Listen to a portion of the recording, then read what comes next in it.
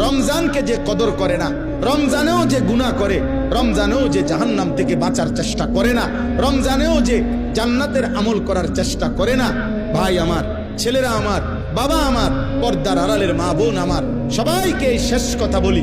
আল্লাহ রসুল বলছে, জিব্রাইল আইসা রমজানের শেষ দিন নবীজিকে আইসা বলে গেছে, ইয়া রাসূলুল্লাহ, এত বড় রমজান পেল, ইফতার, সাহারি, তারাবি, এতেকাফ, শবে কদর, প্রতি ঘন্টা মিনিটে এত মাফ নেওয়ার সুযোগ থাকার পরেও যেই নাফরমান জাহান্নাম থেকে বাঁচার চেষ্টা করে নাই, গুনাহ থেকে আল্লাহর কাছে মাফ নেয় নাই, জান্নাতের জরুর আশা পূর্ণ করতে পারে নাই, আমল করতে পারে নাই, খোদার কসম নবীজি বলছে, জিব্রাইল আইসা বলছে, ইয়া রাসূলুল্লাহ, এমন নাফরমানের উপরে আল্লাহর লানত, আল্লাহর লানত, লানত, লানত। নবী বলছে আমিন, আমিন। মানে নবী বলছে, হ জিব্রাইল, আমিও বললাম আল্লাহ এমন লানত আপনি কবুল করেন এই নাফরমান উম্মতের উপরে, আমি নবীরও লানত, যা তোর রূপে খোদার লানত পড়ুক,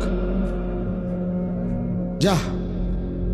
এত বড় রমজান তুই এখনো বেরিয়ে খাস, এত বড় রমজান নাফরমান তুই আজও ওজনে কমে দে, তোর কিস্তি শেষ হয় না, সুদে শেষ হয় না, তোর নর্তকী দেখাই শেষ হয় না, তোর উলঙ্গ ছবি দেখাই শেষ হয় না, তোর জিনা ব্যভিচারে শেষ হয় না।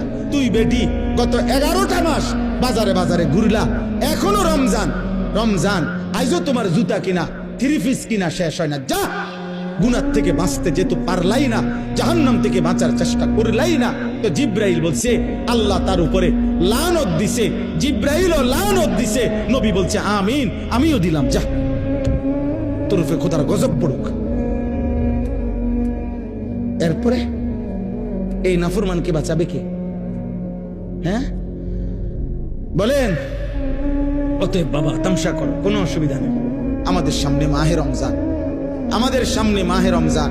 আল্লাহ তাআলা বলছে, ইয়া আইয়ুহাল্লাযীনা আমানু, হে ঈমানদারগণ, তোমরা আমার, পৃথিবীর আর কেউ শুনুক আর না শুনুক, মুমিন তুমি বলতেছো তুমি মুমিন, তুমি বলছো তুমি মুসলমান, তোমার মুখ দিয়ে তো তুমি লা ইলাহা ইল্লাল্লাহ বলতেছো, তোমার মুখ দিয়ে তুমি মুহাম্মাদুর রাসূলুল্লাহ বলছো।